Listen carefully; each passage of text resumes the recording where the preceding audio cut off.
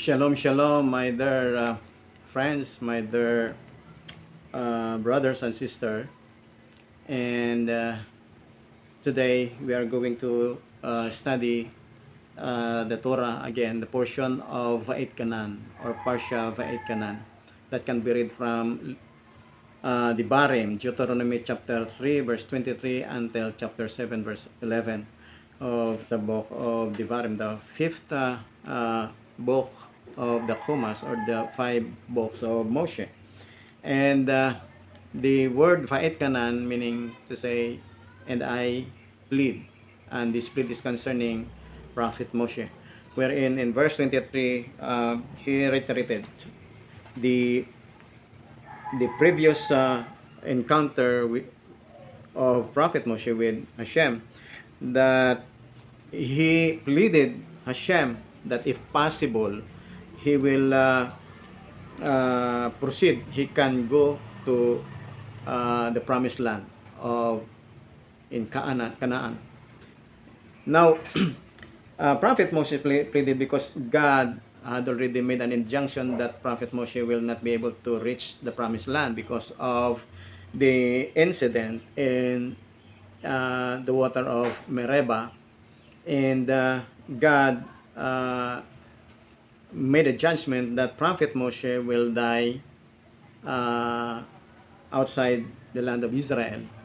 And this injunction was known to Prophet Moshe before they reached the plain of Moab. Now this book of Devarim, the incidents were already in the plain of Moab, on the east side of Jordan, the river, and this is the last days of Prophet Moshe, and he will die because of that injunction of God for him. And so the answer of God with the plead to the plead of Prophet Moshe is absolutely no, because God made already an injunction that he will not reach the promised land due to the incident in the water of Meribah. Okay, so if we think it is most injurious as a human being, kung ito po ay nangyari sa atin, it would be an injurious to us. No, it was a failure, no? It was a failure not to reach that goal of going to the promised land. At kung ito ay naganap sa atin, what we will do? Okay. Baka mamaya tayo ay naglupasay, tayo ay nagrebelde sa Panginoong Hashem. But on the part of Prophet Moshe, he subscribed to the verdict of God. Okay. He submitted himself to the verdict or the judgment of God. Okay. And in our life, there are times that this is now the lessons that we can learn from that incident. There are times that we are praying, keep on praying, and time elapses, and there is no answer for our prayer. And from this parsha, we must learn that God has made an injunction for us, made a judgment for us, made a verdict for us, or a decision for us to our request.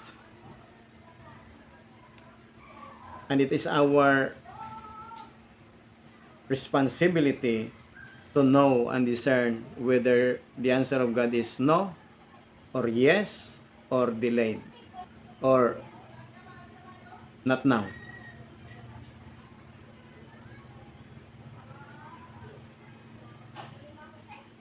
And if the answer of God is no, we must not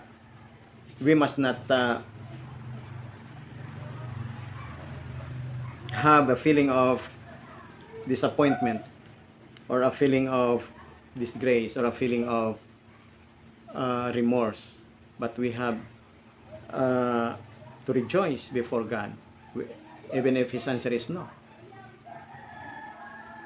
Because absolutely, God knows why His answer is no.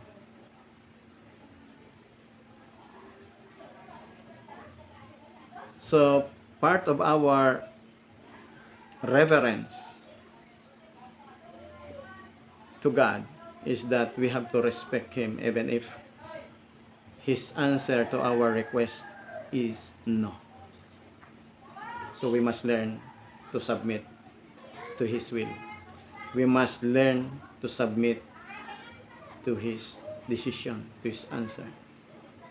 And this we can learn from the attitude of Prophet Moshe. He did not have any clamor against God. When God said to him that, stop, don't bring this matter anymore, because you will die here and you will not reach the land that was promised to Abraham, Isaac, and Jacob. Okay, so we must learn from Prophet Moshe how to submit to the will of God, to the absolute will of God. And this is a good attitude, part of our humility, our submission before God. So, shalom, shalom. May Hashem bless us all.